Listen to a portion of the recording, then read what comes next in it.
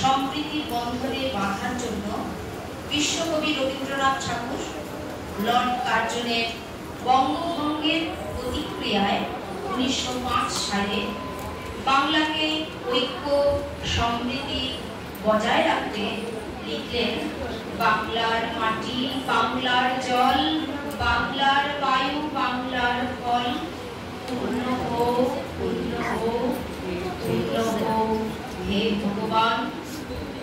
এই দেশাত্মবোধক সঙ্গীতে নৃত্য পরিবেশনায় আমাদের ছাত্র।